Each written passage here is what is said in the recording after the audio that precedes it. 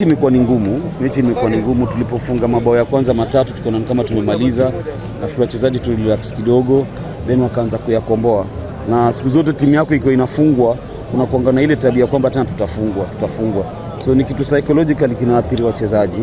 Naona tumepeana mabao tena mawili matatu ya mepesi. KMC wako kama wanaweza rudi kwa mechi. So imekuwa ni ngumu, ni mechi ngumu, lakini nashukuru Mungu tumefika tamati na tumepata point 3 ambazo zinatusaidia kutoka pale chini kubadilisha mambo mawili matatu. Ni asili ya timu yote, ni asili ya mwalimu yote, na ni asili ya kikosi chochote kuendeleza performance ile tunavyopata. So hapa ni kukaa chini na wachezaji tuulize maswali, kwa nini ilitokea hivi, tuangalie katika mechi ya ugenini nini tunafaa tufanye na nini tunaweza vuna. Kwa kweli nikiwaambia kweli, kufuata maneno ya mkuu wa mkoa ambaye alitutembelea akatupatia wasia, mechi hazijabaki 7 wala hazijabaki 8, mechi imebaki moja tu. Na hii leo tumeimaliza. Sasa kesho kumbe kuna mechi nyingine. So tunachukua mechi moja kwa muda, tuipambane nayo, tuvune kile tunaweza kipata ndani yake. Hivyo ndio nafikiri timu yetu itaongoza. Taswira nyingine kwa sababu hatupo kwenye position nzuri. Kwa hiyo tulitulia manane na tulitulia uzito mkubwa sana. Ukiangalia ni mechi yetu ya kwanza tunarudi nyumbani kwa Morogoro.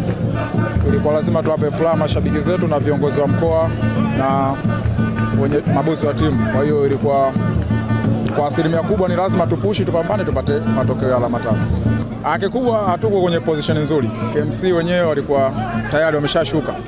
Kwa hiyo walikuwa hawana cha kupoteza. Sisi tulikuwa tuna pressure kwa sababu hatupo kwenye position nzuri. Tulikuwa kwenye position ya playoff. Kwa hiyo kivyo vyote tu lazima tungeingia na pressure.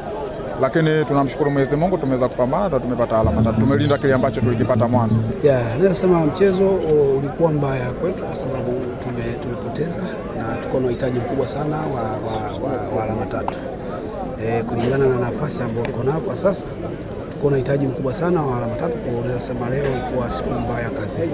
Tulijaribu kufanya sabu kulingana na situation za mchezo jinsi ulivyokuwa unaenda, lakini nikiri kwamba shida ambayo iko upande wa defense yangu imefanya mistake sana, na ndio tatizo ambalo kila siku nalifanyia kazi. Tunaruhusu magoli mepesi sana.